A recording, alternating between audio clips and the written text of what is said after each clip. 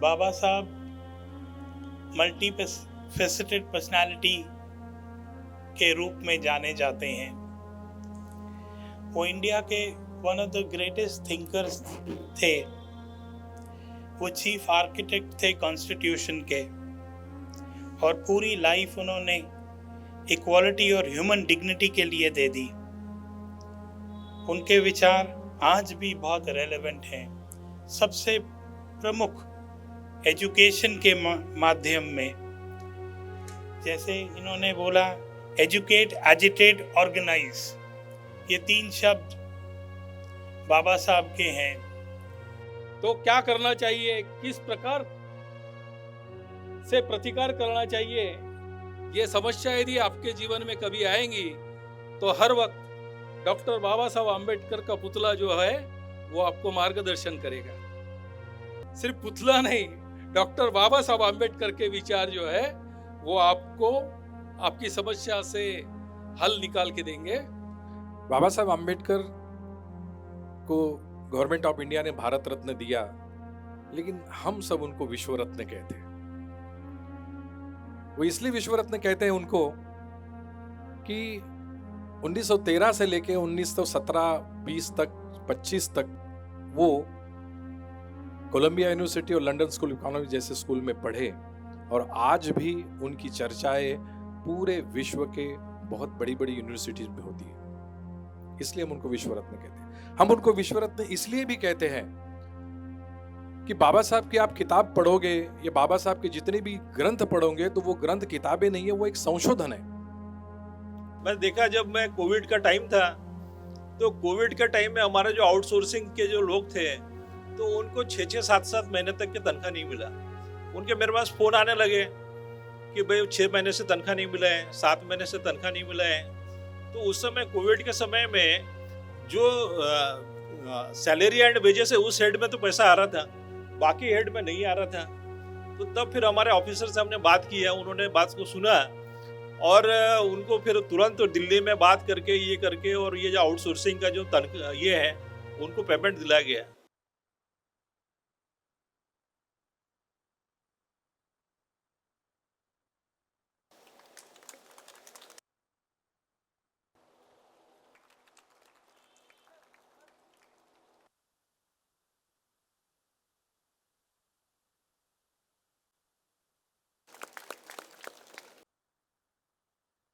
माननीय अतिथिगण, honourable Atul Rastogi sir, chief commissioner CGST Nagpur 1, guest of honour Shri Arvind Gedam sir, superintendent engineer retired and now he is the president of बनाई, chief of guest of honour Shri PS Khobragade sir, deputy commissioner, assistant commissioners, committee members of this organisation, ये organisation के जितने भी committee members हैं, और association के executive members और सभी SC/ST के मेंबर्स तथा सभी उपस्थित मेरे वरिष्ठगण और मेरे मित्रों, आज के कार्यक्रम के आयोजन समिति के सदस्य के रूप में तथा हमारे GST SC/ST OBC एसोसिएशन के अध्यक्ष के होने के नाते मैं सभी का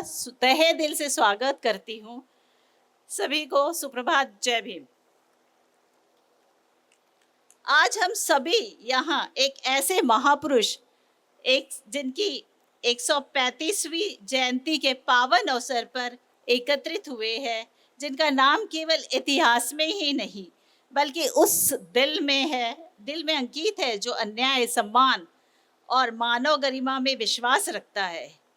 भारत रत्न डॉक्टर बाबा साहेब आम्बेडकर।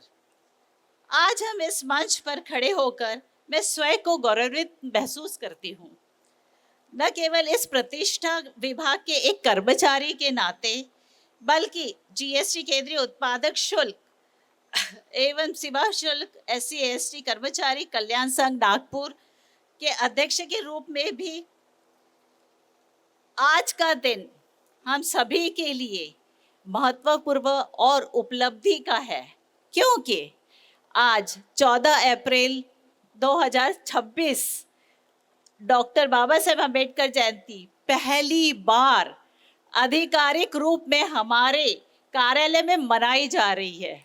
इसके लिए तालियां हो जाए। धन्यवाद। वैसे हमारी SC/ST OBC एसोसिएशन के अधिकारी मेंबर्स हर वर्ष, प्रत्येक वर्ष कार्यालय के सभी डॉक्टर बाबा साहेब अम्बेडकर की प्रतिमा पर पुष्प माला चढ़ाते हुए उन्हें याद करते हैं और कॉन्फ्रेंस हॉल में एक छोटा सा कार्यक्रम किया जाता है। परंतु आज हमारे माननीय मुख्य अतिथि जो कि अभी पधारेंगे, संदीप पुरी सर, मुख्य आयुक्त जी के मार्गदर्शन में 14 अप्रैल डॉक्टर बाबा साहेब अम्बेडकर जयंती मनाने की परंपरा प्रारंभ करवाई है। इसके लिए सर सदैव स्मरणीय रहेंगे। हमारे GST SC/ST OBC एसोसिएशन इस कार्य के लिए 3-4 वर्ष से प्रयास कर रही है। पूर्व जनरल सेक्रेटरी संजय थूल सर और हमारे प्रेसिडेंट धीरज पाटिल सर, इन्होंने उसको प्रारंभ किया था आवेदन करके। हमने उसे जारी रखा, जिसकी सफलता हमारे इस वर्ष में मिली है।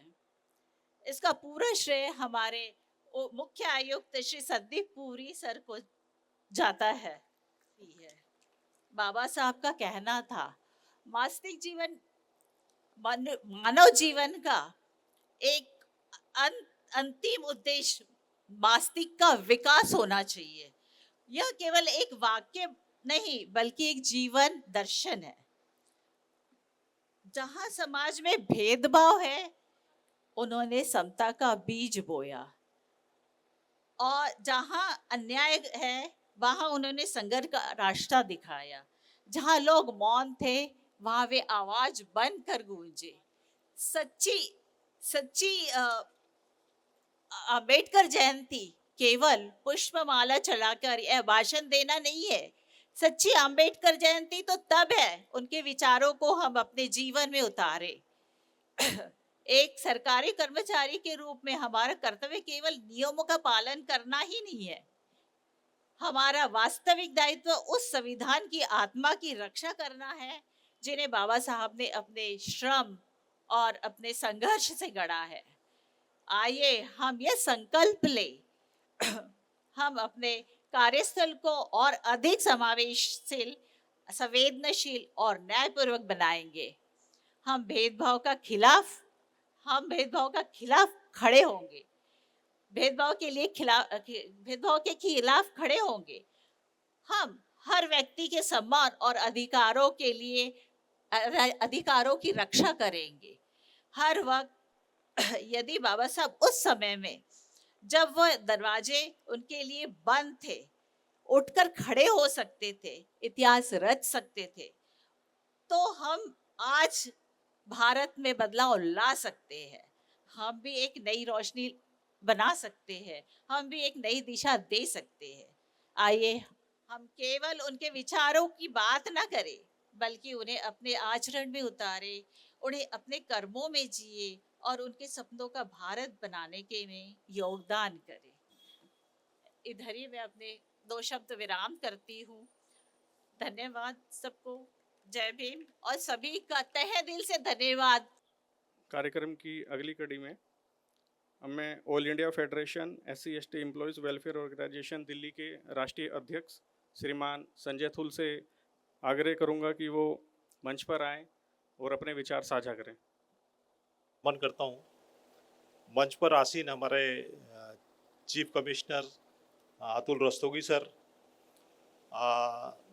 आदरणीय principal commissioner Avinash Thete sir, आदरणीय ADG DGGI Neelkanth Shedke sir, मेरे मित्र अरविंद गिडाम और PS कोबरागड़े सर, हमारे एसोसिएशन के सभी साथी और सभी हमारे भाइयों और बहनों, मुझे बहुत प्रसन्नता हो रही है आज के अवसर के ऊपर कि ये जो 135वां जयंती का जो हम अवसर मना रहे हैं, जैसा कि अभी मैडम ने बताया कि हम लोग इसके लिए काफ़ी दिन से प्रयासरत थे, लेकिन यह आज के लिए हमारे लिए एक ऐतिहासिक दिन है कि आज जो संदीप पुरी सर है उन्होंने यहाँ प्रशासन के तौर पर डॉक्टर बाबा साहब अम्बेडकर को जयंती मनाने का शुरुआत की है।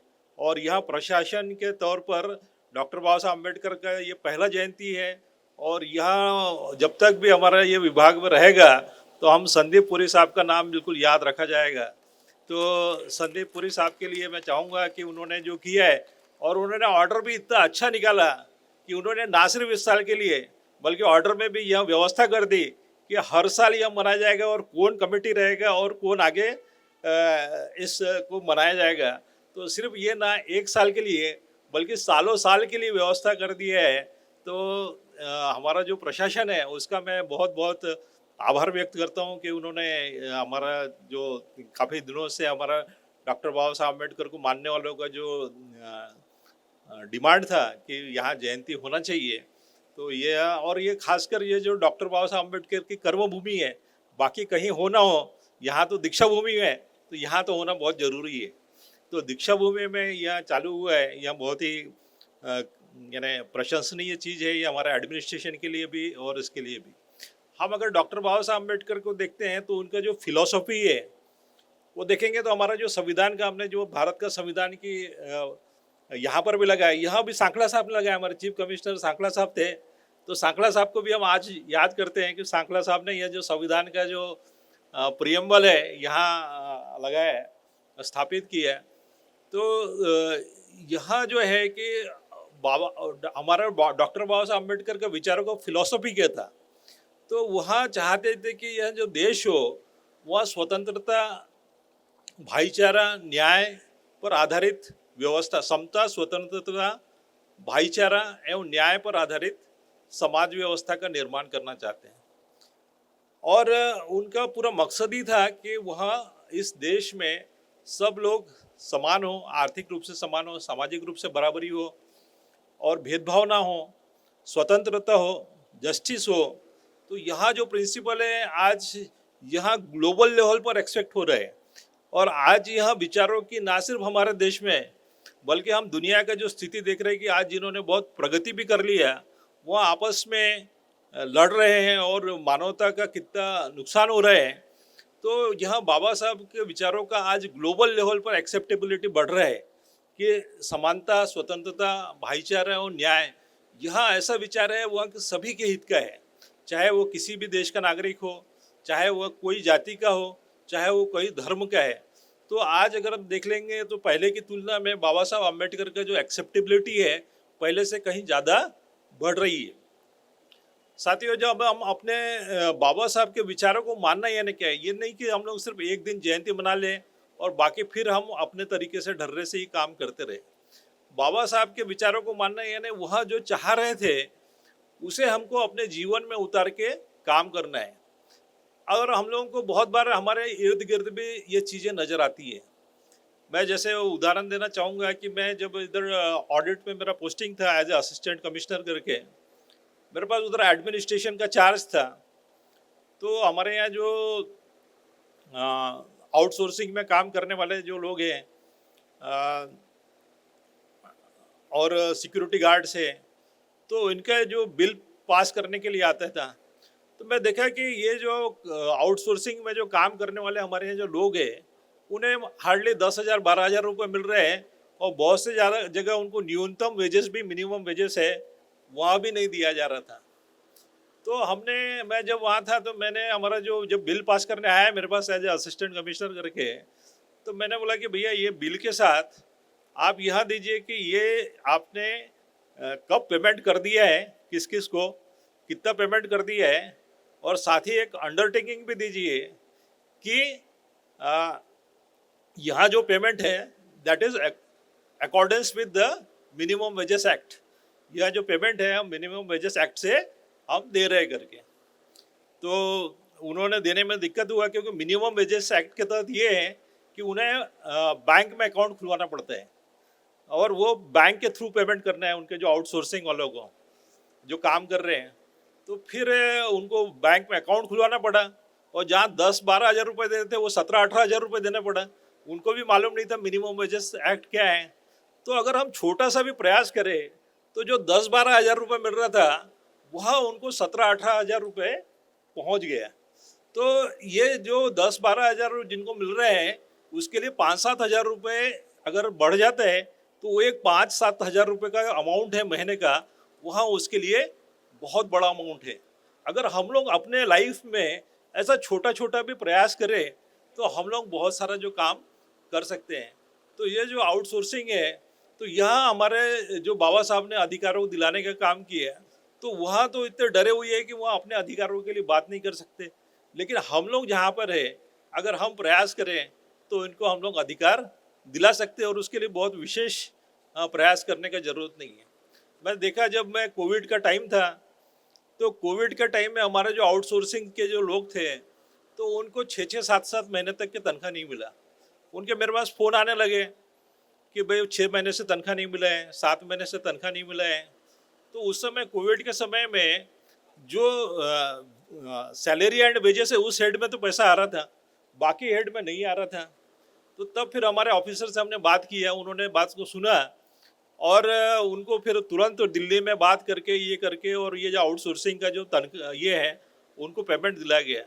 तो हमें हमारे साथ साथ हमारे ऑफिस में जो काम कर रहे हैं जो लोग हैं, चाहे सिक्योरिटी गार्ड हो, चाहे ड्राइवर्स हो, चाहे आउटसोर्सिंग में काम करने वाले लोग हो, तो उनके प्रॉब्लम्स के लिए भी हमें सेंसिटिव होने की ज़रूरत है।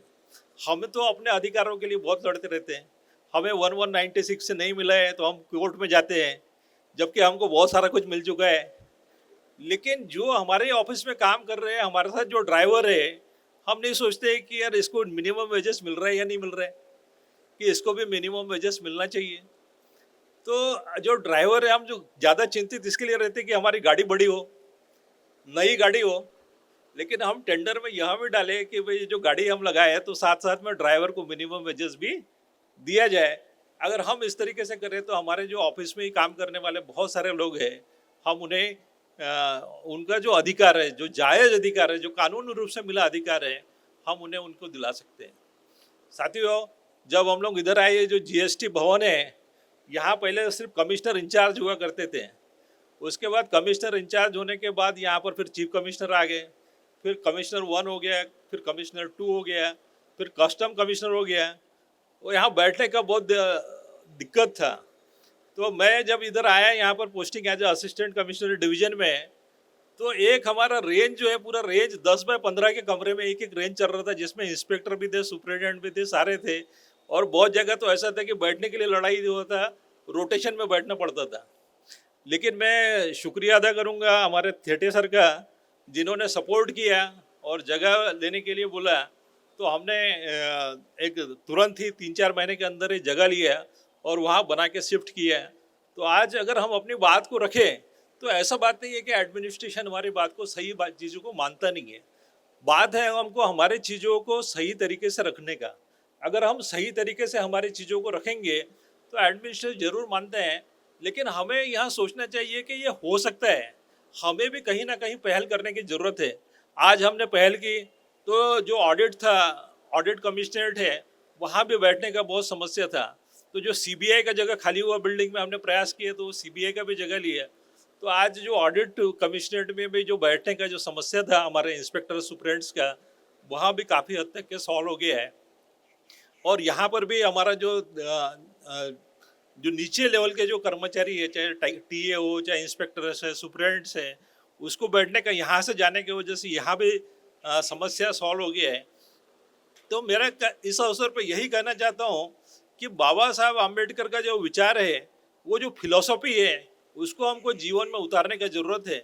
हमको आगे काम करने की ज़रूरत है। हम आगे काम करते रहें और इस चीज़ को बढ़ाएं कि भाई हमें भाईचारा होना चाहिए, जाति जाति में भाईचारा होना चाहिए। आज हमारे यहाँ और एक बड़ा इशू है कि जो कास्ट वैलिडिटी का लेके बहुत इशू है। जिनका 20-20, 25-25 साल नौकरी हो गया है, उनको आज हम उनका कास्ट वैलिडिटी बनाने के लिए बोल रहे हैं। हमारे जो टैक्स जो होते हैं उसका भी एक टाइम लिमिट होता है कि 3 साल के बाद, 5 साल के बाद कोई एक्शन नहीं ले सकते। या जिनका 25 साल, 30 साल का नौकरी हो गया है, हम उनको बोल रहे हैं कि भैया आप ये कराओ, अदरवाइज उनको चार्जशीट दे रहे हैं या उनको बहुत जगह टर्मिनेट भी कर दिया है।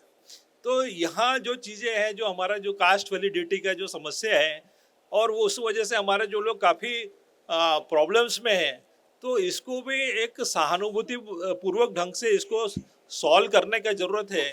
तो ताकि यह जो कास्ट वैलिडिटी का इशू है, क्योंकि उसने तो जो काम किया है वो काम किया है, और वो वहाँ सिर्फ एक कास्ट को नहीं, उस समय तो वो सारी कम्युनिटी को दिया गया है।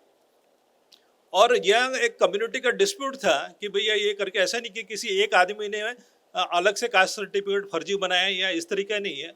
सर्टिफिकेट भी गवर्नमेंट ने दिया, उस बेस के ऊपर नौकरी भी लगा और वो काम भी किया। तो आज हम लोगों को इस अवसर पे मैं इसका लेना चाहता हूँ टाइम, और यह बताना चाहता हूँ कि हमारा जो प्रशासन है, हमारे जो कर्मचारी साथी है, खासकर कास्ट वैलिडिटी का जो प्रॉब्लम चल रहा है, उसको भी सहानुभूति विचार करे। अगर वहाँ ऐसी इसमें नहीं है तो उसको अनरिजर्व पॉइंट में डाल दे। आगे भले उसको प्रमोशन ना दे, लेकिन कम से कम उसे टर्मिनेट ना किया जाए, यह ना किया जाए। तो साथियों, अब हमारे पास बहुत सारे लोग भी हैं और समय भी बहुत कम है, तो समय की नज़ाकत देखते हुए मैं सभी को धन्यवाद देता हूँ, खासकर हमारे जो टीम को, कि जिन्होंने इतना अच्छा अरेंजमेंट किया, और खासकर माया मैडम, भूपेंद्र और उनका पूरा टीम, जिन्होंने इतना अच्छा। और मुझे इस बात की खुशी है कि हमने जैसे जहाँ तक ये कारवा को लाया था, उसको वो इससे कहीं और आगे लेके गए, और यह कारवा ऐसा ही बढ़ते रहेगा और बाबा साहेब के विचार भी बढ़ते रहेंगे। इसी भावना के साथ मैं अपनी बात को विराम देता हूँ। जय भीम, धन्यवाद। Good morning, distinguished guests, my seniors, and all my colleagues. It is an honor to introduce our honorable guest speaker, Shri Arvind Gedamji, retired Superintendent Engineering of Water Resource Department in Government of Maharashtra. A civil engineer by education, Shri Gedam is a renowned expert in irrigation water management. His journey began at Bhatsa project in Thane. Over the decade, he has been a pillar of strength in several small and biggest projects across the state of Maharashtra. His technical prowess is particularly noted in highly specialized field of soft strata tunneling, a testament of his engineering precision and leadership in complex structure. His journey began at Bhatsa project in Thane. Sorry, I repeated it. He played pivotal role in Prime Minister aided projects, including Bavanthadi Interstate project. Beyond the blueprints and project sites, Sir Gedam heart lies in services. Over the year, he has been driving force within the BANAI. BANAI is Baba Saheb Ambedkar National Association for Engineering, a network of around 1700 engineers providing social services. It acts as a powerhouse of social change. The association addresses the grievance of professionals and students alike. Just in 5 years, Banai has facilitated near 40 lakh rupees in scholarship for students from marginalized section of society, offering support based on needs irrespective of caste and religion. He is a visionary who builds bridge not just of stills and concrete but of hope and prosperity. Please join me with a warm round of applause as I invite our guest speaker, Shri Arvind Gedamji, to the podium to share his insight. Sir, please. Bharat Ratna doctor Baba Saheb Ambedkar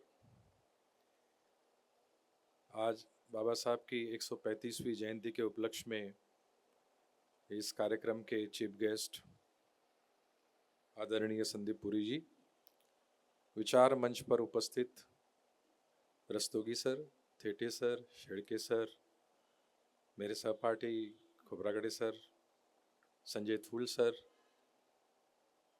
और CGST customs and central excise SC/ST OBC employees welfare association के सभी पदाधिकारीगण, president माया धुनगड़ जी, Bhupendra Singh ji general secretary, और आप सभी इस सभागृह में बैठे बंधु और भगिनी, मुझे बहुत खुशी हो रही है आज का ये सब माहौल देखकर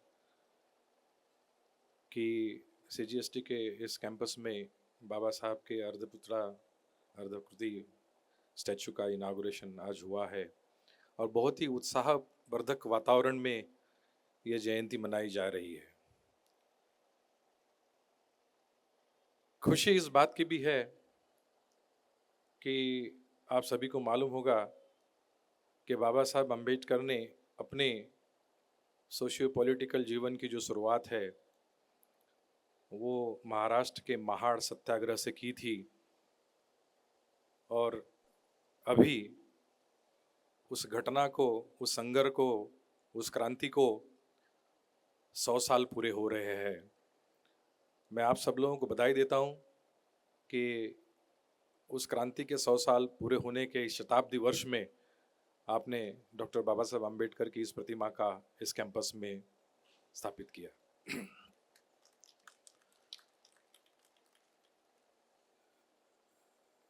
बाबा साहब अम्बेडकर को जब हम याद करते हैं और ओवरऑल उनकी पर्सनालिटी के बारे में सोचते हैं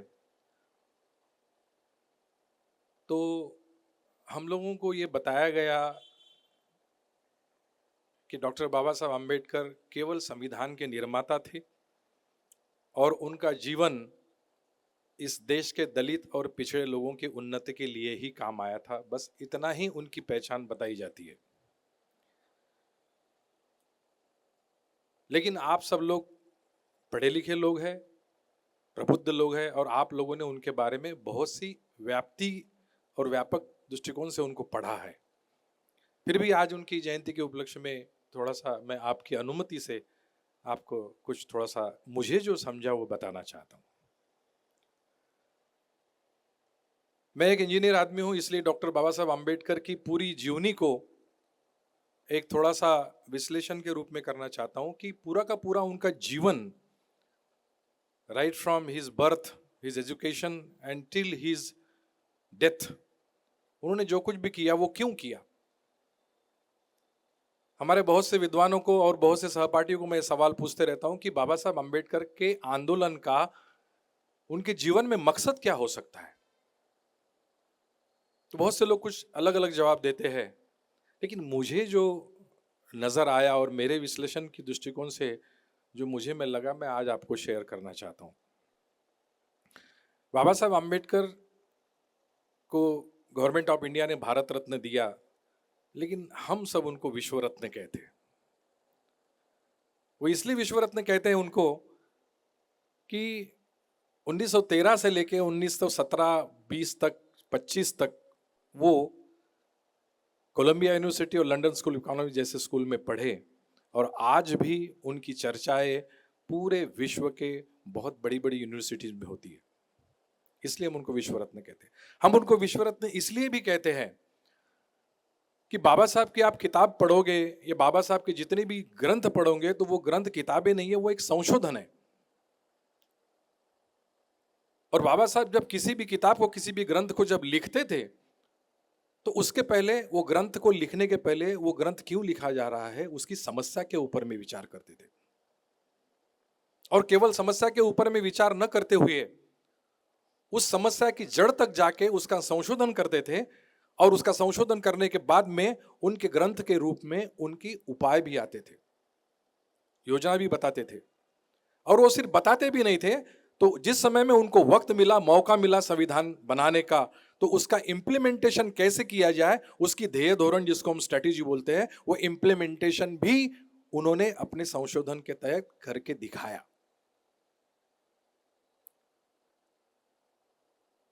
जिस समय बाबा साहब लंदन में पढ़ रहे थे, आपको याद होगा कि उनको डीएससी की जो पदवी कोलंबिया यूनिवर्सिटी में मिली, तो प्रख्यात उनका जो ग्रंथ था प्रॉब्लम ऑफ रुपीज, उसके लिए मिली थी। उनको विश्व रत्न क्यों करना चाहते हैं, मैं उनके 2 एग्जाम्पल आपके सामने बताऊंगा। बाबा साहब अम्बेडकर की जिस समय में उम्र केवल 25 साल की थी, और उस समय पूरे विश्व में एक 4 लोग थे, नेस्ले, सेनाल्ड और केतकर, और एक नाम मुझे याद नहीं आ रहा है, जिन लोगों ने इस देश में, भारत में जाति की उपज कैसे हुई और जाति का निर्माण कैसा हुआ, इसके लिए उनकी ही थ्योरी को माना जाता था। बहुत विद्वान लोग थे। लेकिन बाबा साहब अम्बेडकर जिस समय कोलंबिया यूनिवर्सिटी में पढ़ रहे थे, उस समय में केवल 25 साल की उम्र में उन्होंने इन तीनों के थ्योरी को चैलेंज किया, जो वर्ल्ड फेमस थ्योरी थी और वर्ल्ड ने जिनको मान लिया था कि भारत में जाति का उगम इसी प्रकार से हुआ जैसे ये लोग बता रहे हैं। एक सेमिनार में उन्होंने अपना पेपर पढ़ा, caste in India is development and genesis, और उसमें उन्होंने ये साबित कर दिया कि ये जो तीन दिग्गज है जिनको माना जाता है ये गलत कह रहे हैं। और उन्होंने इस भारत के कास्टिज्म के ऊपर में जो अपनी थ्योरी रखी, वो थ्योरी ऐसी थी कि भारत में कास्टिज्म पहले नहीं था, और कास्टिज्म नहीं था तो वो कैसे आया, तो there was a super imposition of the endogamy on the exogamy. आप कभी मौका मिले, आप प्रबुद्ध लोग हैं, बाबा साहब का वो ग्रंथ पढ़िए, और उसके बाद में उनका वो पेपर जो है वो इतना सराहा गया कि वो पेपर को बेस्ट ऑफ द पेपर करके वहां पे नवाजा गया। दूसरा एग्जाम्पल मैं आपको दूंगा बाबा साहब का, कि उन्होंने ब्रिटिशों का शासन जब अपने यहाँ पे था तो उस समय में यहाँ की इकोनॉमी कैसी थी आप सब लोगों को मालूम है। 1913 में जिस समय में ब्रिटिश ईस्ट इंडिया कंपनी यहाँ पे स्टैब्लिश हो चुकी थी, उस समय में सब अस्ता व्यस्त कारोबार हो चुका था, क्योंकि सेकेंड वर्ल्ड वॉर की वजह से पूरी इकोनॉमी उद्ध्वस्त हो चुकी थी। उस समय में इस इकोनॉमी को कैसे सुधारा जाए, उसके लिए सबसे पहले रॉयल कमीशन को यहाँ पे नियुक्त किया गया। आपको मालूम होगा कि बाबा साहब अंबेडकर ने जिस समय में अपना प्रॉब्लम ऑफ रुपीज, ये थेसिस जो पीएचडी का थेसिस था, ये थेसिस जब लिखा तो उस समय में पूरे वर्ल्ड में जिसका दबदबा था, ऐसे जॉन केन्स, जिसको हम केन्स थ्योरी के नाम से उस समय जाना जाता था, उस केन्स को ही उन्होंने उसमें चैलेंज किया था। मैं ये बताने की कोशिश कर रहा हूं आपको कि बाबा साहब को हम विश्व रत्न क्यों कहते हैं। जो दिग्गज था उस समय में इकोनॉमिस्ट, उसको बाबा साहब ने चैलेंज किया था और उन्होंने अपने थीसिस में लिखा था। जिस समय में बाबा साहब का थीसिस एक्सेप्टेंस के लिए कमेटी के सामने आया तो उनको कमेटी के सामने उनका गाइड था एडवर्ड नाम के, उनकी तरफ से संदेशा भेजा गया। बाबा साहब जिस समय कमेटी के सामने में आए और उनको ये बताया गया कि देखिए हम लोग तो केन्स की थ्योरी को मानते हैं और केन्स की थ्योरी के आधार के ऊपर में पूरी हमारी इकोनॉमी टिकी हुई है। आपने जो यहाँ पे लिखा हुआ है वो केन्स के विरोध में लिखा हुआ है, तो आप ये केन्स के विरोध में जो भी आपने यहाँ पे लिखा हुआ है उसको आप निकाल दीजिए, हम आपको पीएचडी अवार्ड कर देंगे। बाबा साहब ने कहा कि देखिए मैंने जो कुछ भी लिखा हूं उसको आप सबसे पहले गलत साबित कर दीजिए, मैं उसको निकाल दूंगा। कमेटी के लोगों को उन्होंने बताया कि भाई मैंने जो कुछ भी यहाँ पे डाटा लिया है, मेरे थीसिस में जो डाटा लिया है वो डाटा ब्रिटिश गवर्नमेंट ने, ब्रिटिश काउंसिल ने जो भी जर्नल्स पब्लिश किए थे, जो भी गैजेट पब्लिश किए थे, वहीं से लिया हूं मैंने, इसलिए आप इसको पहले झूठ साबित कर दीजिए, मैं मेरा वहां से निकाल दूंगा।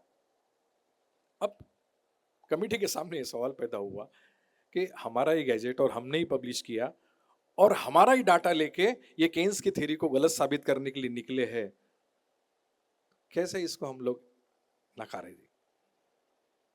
उन्होंने एडवर्ड को बताया जो बाबा साहब के गाइड थे कि आप जरा बाबा साहब को समझाइए, थोड़ा सा इसको डाइल्यूट कीजिए। उसके बाद में बाबा साहब ने थोड़ा सा डाइल्यूट करके, ब्रिटिशों का शासन हम पे था, ब्रिटिश उनके गाइड थे और जॉन केन्स की थ्योरी को नकारने के बावजूद भी बाबा साहब के उस थीसिस में इतनी ताकत थी कि ब्रिटिश गवर्नमेंट को, कोलंबिया यूनिवर्सिटी को वो जो थीसिस है वो थीसिस बाबा साहब को अवार्ड करना पड़ा। इसीलिए हम बाबा साहब को भारत रत्न कहते हैं। सोशल रिकंस्ट्रक्शन के मामले में भी बाबा साहब इतने माहिर थे कि उस समय में माने हुए बर्टन रसेल जो थे वो भी माने हुए थे, सोशलिस्ट, बड़े सोशलिस्ट, उनको भी उन्होंने चैलेंज किया था।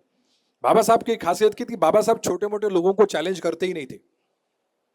बर्टन रसेल को उन्होंने चैलेंज किया तो पूरी दुनिया में हड़कंप मच गया कि ऐसा कौन सा व्यक्ति है कि जिसने बर्टन रसेल को सोशल रिकंस्ट्रक्शन की थ्योरी को चैलेंज कर दिया है।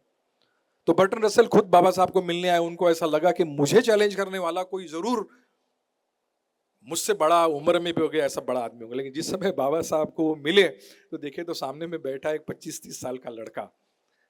उनकी उस समय में उनका आर्गुमेंट हुआ, लेकिन बर्टन रसेल को भी ये मानना पड़ा कि मेरी थ्योरी गलत है और बाबा साहब जो सोशल रिकंस्ट्रक्शन की बात कर रहे हैं वो सब सही है। इसलिए हम बाबा साहब को विश्व रत्न कहते हैं। का सर्टिफिकेट पहले ही दे दिए। आप सबको जयंती की शुभकामना देता हूँ। तथा सबसे महत्वपूर्ण आज और आनंददायी ये बात हुई कि आपके कैंपस में, ऑफिस के कैंपस में डॉक्टर बाबा साहब आम्बेडकर का पुतला यहाँ पे आज उद्घाटित हुआ। और ये डॉक्टर बाबा साहब आम्बेडकर का पुतला जो है वो हमें निरंतर, आपको निरंतर जो है वो हर मुश्किल हल करने के लिए मदद करेगा। शायद आप लोगों में से बहुत सारे लोगों ने सर डॉक्टर नरेंद्र यादव जो रिजर्व बैंक के गवर्नर रह चुके हैं, उन्होंने एक किताब लिखी है मराठी में, आमचा बाप आना आमी। और इस किताब की तकरीबन बहुत सारी भाषाओं में, मेरे ख्याल से वो अभी बेस्ट बुक में गिना जाता है। काफ़ी पहले उन्होंने लिखी है और हर भाषा में वो किताब उपलब्ध है। डॉक्टर नरेंद्र यादव जो गवर्नर थे आरबीआई के, तो जब वो पढ़ाई कर रहे थे अमेरिका में, पीएचडी का उन्होंने थीसिस जमा किया था, तो तब जैसे कि आम तौर पे होता है, उनके जो रीडर होते हैं, जो प्रमुख होते हैं पीएचडी का अवार्ड स्वीकारने वाले, वो बहुत मुश्किलें पैदा करते हैं, बहुत अड़चने पैदा करते हैं। तो इनके सामने भी बहुत अड़चने आई और इतनी अड़चने आई कि वो जो सामने वाला जो है उन्होंने इनका थीसिस रिजेक्ट कर दिया पीएचडी का। अब इनके सामने बड़ी दिक्कत थी क्योंकि इतनी मेहनत से मैं भारत से यहाँ पे आया हूँ और इतने काफ़ी परिश्रम करके मैंने पीएचडी का थीसिस लिखा है, लेकिन अभी स्थिति ऐसी है कि ये अभी अस्वीकृत होने जा रहा है, तो मैं क्या करूं। तो मन में विद्रोह तो बहुत था और बहुत सारे लोग जो है 99% लोगों ने तो समझा दिया कि भाई ये होते प्रमुख होते हैं तो कुछ नहीं, इनकी थोड़ी सेवा करो, उनके सामने थोड़ा झुको, वो जो बोल रहे हैं वो बात मानो तो फिर आपका काम बन जाएगा। लेकिन फिर इनको ऐसा लगा कि यदि इन्होंने एक प्रश्न पूछा खुद को कि यदि ऐसे वक्त में डॉक्टर बाबा साहब आम्बेडकर यदि रहते तो वो क्या करते। तो तब उनको ये लगा, जैसे गेड़ाम साहब ने बताया कि डॉक्टर बाबा साहब आम्बेडकर यदि रहते तो वो कभी झुकते नहीं, तो मैं भी झुकूंगा नहीं। उनका भी पीएचडी का अवार्ड जो है वो, अपना थीसिस जो है वो अस्वीकृत हुआ। फिर उन्होंने लड़ाई लड़ी और अंतिमता सारे लोगों ने, वहाँ के अमेरिका के जितने भी बड़े लोग थे यूनिवर्सिटी में, उनसे बड़े, उन सब लोगों ने कोर्ट में भी जाकर वो स्वीकृत किया गया। तो मुझे ऐसा लगता है कि ये जब भी आपको जीवन में कोई परेशानी आएंगी, तकलीफें आएंगी, ऐसा वक्त भी आएगा कि फिर हमने क्या करना चाहिए, क्या निर्णय लेना चाहिए, किस पद्धति से आगे बढ़ना चाहिए। चाय वाले भैया थोड़ा शांत। तो क्या करना चाहिए, किस प्रकार से प्रतिकार करना चाहिए, ये समस्या यदि आपके जीवन में कभी आएंगी तो हर वक्त डॉक्टर बाबा साहब आम्बेडकर का पुतला जो है वो आपको मार्गदर्शन करेगा। सिर्फ पुतला नहीं, डॉक्टर बाबा साहब आम्बेडकर के विचार जो है वो आपको आपकी समस्या से हल निकाल के देंगे। तो इसलिए मैं आपको डॉक्टर बाबा साहब आम्बेडकर की जयंती, इसके बाद में हर वक्त प्रशासन के ओर से चलेंगी, खर्चा भी उनके तरफ से होगा, ऐसा निर्णय लिया गया है। ऐसा निर्णय लेने वाले हमारे कमिश्नर साहब के को जो है, तो उनको मैं बहुत धन्यवाद देता हूँ। मुझे ऐसा लगता है कि आप सब लोगों ने सर के लिए थोड़ी तालियों से उनका स्वागत करना चाहिए। मंच पर प्रदर्शन श्री संदीप पुरी जी, गिदाम जी, खोबरागढ़ी जी, संजय थुर, बेस्ट जी, थट्टे जी और सेल के जी और सभी साथियों, आप सभी को बाबा साहब की 139वीं जन्मतिथि जयंती पर शुभकामनाएं। मेरा मानना है कि बाबा साहब सिर्फ किसी एक समुदाय के लिए नहीं रहे, वो एक सभी के लिए थे। जब देश आज़ाद हुआ तो उस समय पे सभी की एस्पिरेशन थी कि देश को किस तरह से बनाना है। तो इसमें जो देश की आज़ादी का जो संघर्ष था, उसी से हमारे सभी के जो बहुत से महापुरुषों के उसमें विचार आए और बहुत से महापुरुष उसमें जन्मे, मतलब बने बेसिकली। तो संघर्ष हमेशा ऐसा होता है कि जो एक विचारों को जन्म देता है और एक विचारधारा को जन्म देता है और महापुरुषों को स्थापित करता है। तो हमारे स्वतंत्रता संग्राम से बहुत से महापुरुष स्थापित हुए जो हमारे लिए आदरणीय हैं। उन्होंने हमें आज़ादी दिलाई, उनमें बाबा साहब अम्बेडकर का भी योगदान है। और एक सबसे बड़ा जो आज़ादी के बाद एक पॉइंट आया तो उसमें ये था कि हमें आगे जब देश आज़ाद हुआ है, सभी को आज़ादी बराबर मिली है, तो जो अभी की जो विषमताएं हैं जो पीछे से देखते हुए भी आ रहे थे, इस पर किस तरह से इसको लेकर के आगे बढ़ा जाए, किस तरह से इस चीज़ों को ख़त्म किया जाए, तो उसको इसके लिए एक संविधान बनाने की योजना बनी कि संविधान के हमें एक लोकतंत्र स्थापित करना है और संविधान हमें देना है। तो आप जैसे अब देखेंगे पहला शब्द ही ये आता है, which fulfils the aspirations of our people, we the people of India. तो it is not limited to one particular society, it is limited to entire country, all people. तो इसलिए मैं कहता हूँ कि बाबा साहब सभी के लिए आदरणीय हैं, इसको किसी एक संविधान से सभी को इसमें भाग लेना चाहिए। और एक जैसे जो उन्होंने एक समाज की स्थापना में वो चाहते थे कि जितने भी समाज की विषमताएं ये दूर हों और सभी लोग एक समाज में सोशल इंक्लूजन एक तरह से क्रिएट हो। तो उसके लिए भी उन्होंने एक संविधान के अंदर ही कुछ प्रोविजंस काफ़ी हद तक किए, लेकिन मुझे लगता है कहीं ना कहीं वो चीज़ें भी कहीं ना कहीं राजनीति के शिकार हो गई हैं। अदरवाइज जो उन्होंने दिए थे विचार, जो व्यक्त किए थे, वो उस समय पर काफ़ी अनुकूल थे, जिस पे अगर चला जाता तो शायद हमारा देश सोशल इंक्लूजन के लेवल पर भी 1965 या 1970 तक ही इंक्लूजन हो जाता, बट शायद उन पे चला नहीं गया। तो कहीं ना कहीं आज तक भी हम उन चीज़ों को झेल रहे हैं कि अभी भी हमारे यहाँ विषमताएँ वो व्याप्त है और बनी हुई हैं। बाबा साहब का एक जो जीवन का जो संघर्ष है, उसका एक बहुत बड़ा दृष्टिकोण ये भी रहा है कि जो उन्होंने विचार जो उनके सामने आए वो ये देख करके थे कि जो भेदभाव वाली जो बात है एक तो वो भी थी, प्लस मतलब कई तरह की जो चीज़ें थी वो पूरी दुनिया में है। ऐसा नहीं है कि वो हमारे यहाँ पे कास्ट के बेस पर है, दूसरी जगह पर वो किसी और बेसिस पर है। तो हमेशा ऊंच नीच जो है सब जगह पे लगी रहती है। तो बाबा साहब के जो विचार हैं इसलिए वो पूरी दुनिया में वो मान्य भी हुए। आज की डेट पे भी काफ़ी लोग इसलिए याद करते हैं बाबा साहब ने उस समय पे जो विचार दिए थे, वो सब कई देशों में उस चीज़ों को फील होता है कि अरे हमारे यहाँ पर भी यही चीज़ है।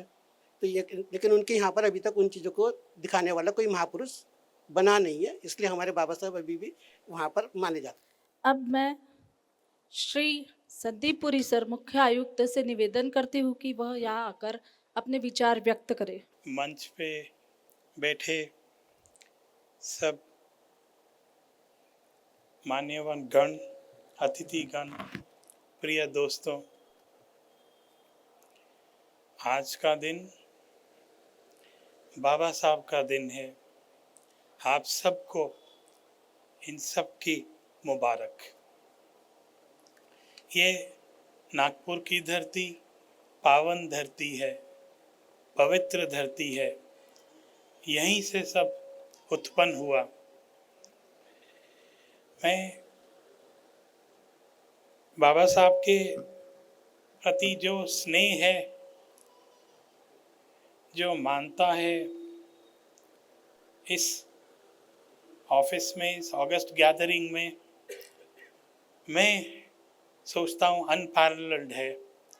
आप सब लोगों में, हम में एक बहुत अच्छा विचार है कि हम बाहर निकल के भी सब लोगों को मदद करें और इंश्योर करें कि उन्हें भी एक जस्ट, करेक्ट और फेयर अपॉर्चुनिटी और पाथ मिले। बाबा साहब मल्टी फेसेटेड पर्सनालिटी के रूप में जाने जाते हैं। वो इंडिया के one of the greatest thinkers थे। वो चीफ आर्किटेक्ट थे कॉन्स्टिट्यूशन के। और पूरी लाइफ उन्होंने इक्वालिटी और ह्यूमन डिग्निटी के लिए दे दी। उनके विचार आज भी बहुत रेलेवेंट हैं। सबसे प्रमुख एजुकेशन के माध्यम में, जैसे इन्होंने बोला एजुकेट, एजिटेट, ऑर्गेनाइज, ये 3 शब्द बाबा साहब के हैं। ये दुनिया में इतना गूंज है इनका, जैसे शायद फ्रांस के लिबर्टी, इक्वालिटी, फ्रैटर्निटी होगा। बाबा साहब इनजस्टिस के अगेंस्ट स्टैंड करते थे। बाबा साहब इक्वालिटी और ह्यूमन राइट्स के लिए थे। उन बाबा साहब ने हम सबको सिखाया एक क्रिटिकल और इंडिपेंडेंट थिंकिंग के लिए। उन्होंने एम्पावर किया जो एम्पावर्ड नहीं थे, और वो इस पर लगे रहे, दृढ़ निश्चय से लगे रहे। वो जो उनका इस में जो प्रयास था वो आज भी सब याद रखते हैं। Despite facing humiliation and barriers, he rose to become one of India's most respected leaders. इससे हम सब ये प्रेरणा ले सकते हैं, your circumstances do not define your destiny, your determination does. जो सोशल यूनिटी के बारे में वो कलेक्टिव एक्शन उनका था, वो कहीं कहीं ज़्यादा स्ट्रॉन्गर था एक इंडिविजुअल के स्ट्रगल से। मैं मानता हूँ बाबा साहब की एक जिंदगी की देन सीख ये है, later in life Baba Sahib embraced Buddhism, seeking a path based on equality and compassion। इससे हम सब प्रेरणा लेते हैं कि हम सबको be open to change if it leads to personal and social benefit, betterment। बाबा साहब की कुछ कहावत, life should be great rather than long।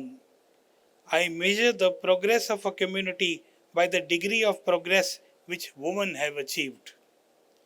Cultivation of mind should be the ultimate aim of human existence। बाबा साहब life सिर्फ इतिहास नहीं है, ये गाइड है, हमारे जीवन का पर्पस है, करेज है, इंटीग्रिटी है। उनका मैसेज बहुत स्पष्ट साफ है, educate yourself, fight injustice and work for a society where everyone is equal। धन्यवाद। फिर से कहना चाहूँगा कि ये विशेष रूप से बहुत उल्लेखनीय है कि उन्हीं के मार्गदर्शन में ये जो आज बाबा साहब अम्बेडकर जयंती को आधिकारिक रूप से इस ऑफिस प्रीमाइस में मनाने की जो परंपरा प्रारंभ हुई है वो सदैव स्मरणीय रहेगी। और अपने बिजी शेड्यूल होने के बाद भी उन्होंने जो समय यहाँ के लिए निकाला है उसके लिए उनका बहुत बहुत धन्यवाद। उनके प्रेरणादायक शब्दों एवं सक्षम मार्गदर्शन के लिए हम उनके अत्यंत आभारी हैं। उनका सतत सहयोग, स्नेह एवं प्रोत्साहन हमें सदैव प्रेरित करता रहेगा।